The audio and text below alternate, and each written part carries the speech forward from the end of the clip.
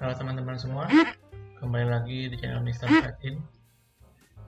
Setiap harinya kembali saya akan mengupdate buat teman-teman untuk berita seputar market dan juga teknikal untuk IHSG. Pertama-tama saya mau minta maaf dulu teman-teman. Ini laptop saya lagi-lagi bermasalah kipasnya ya. Jadi agak bunyi-bunyi, semoga nggak mengganggu informasi yang akan saya berikan. Pertama-tama kita mulai dari pembahasan market dulu ya teman-teman. Hari ini market kita merah ya teman-teman. Nggak ada angin, nggak ada hujan, tiba-tiba ini lumayan juga tekanannya. Hari ini minus 0,39% dan pada level 7.053. Dan untuk nilai tukar rupiah sendiri di angka 15.692. Kita masuk ke grafiknya. Nah, untuk grafik hari ini time frame daily teman-teman, masih sama kayak kemarin, belum ada pergerakan yang signifikan. Tapi kalau saya perhatiin hari ini, sepanjang hari ini tuh banyak tekanan juga dari seller ya. Tadi sempat minus sampai 1%, tapi closingannya lagi-lagi ditarik ke atas.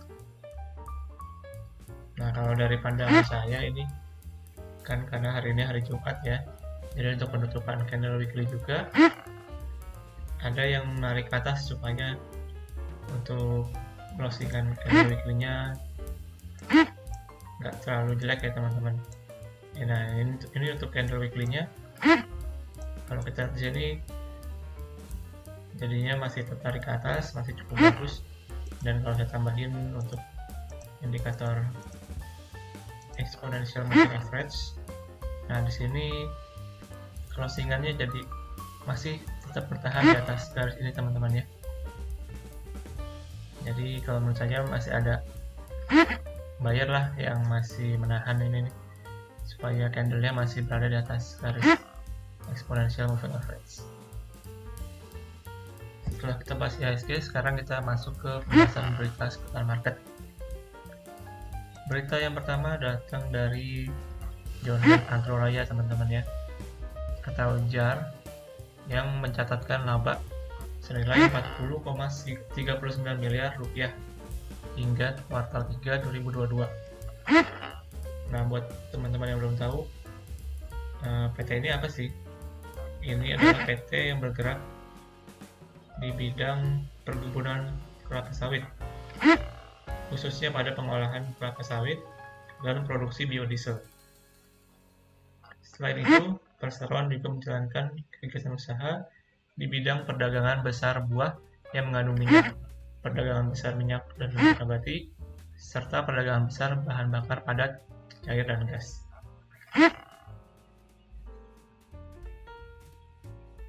Nah, jadi emiten ini berhasil mencatatkan kinerja positif hingga kuartal 3 2022.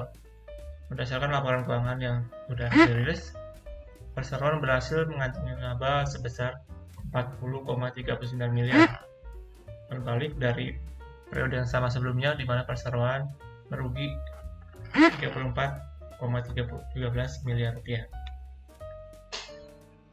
Nah, jadi jangan heran kalau misalkan hari ini nih, kalau misalkan kita lihat chartnya, nah, oke.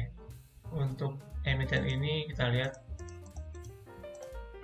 hari ini ditutupnya auto reject atas teman-teman ya, full power nih. Hari ini menguatnya 25% hijau, dan juga ada volume yang lumayan mendukung nih. Bisa jadi pantauan juga nih buat teman-teman. Kita masuk ke berita yang kedua. Berita yang kedua ini dari emiten Dharma Polymetal, atau kode emitennya DRMA, yang akan melakukan ekspansi ya teman-teman. Jadi emiten ini adalah emiten yang bergerak di bidang manufaktur komponen otomotif, yang menurut mereka itu prospek bisnis otomotif di tahun 2023 itu masih akan sangat menjanjikan. Dan oleh karena itu, tahun ini mereka akan melakukan ekspansi dengan membangun 3 pabrik baru dan 1 proyek perluasan pabrik, yang tujuan utamanya adalah untuk menggenjot produksi komponen kendaraan roda 4, yang dimana permintaan komponen dari produsen otomotif terus meningkat seiring peningkatan penjualan mobil di Indonesia.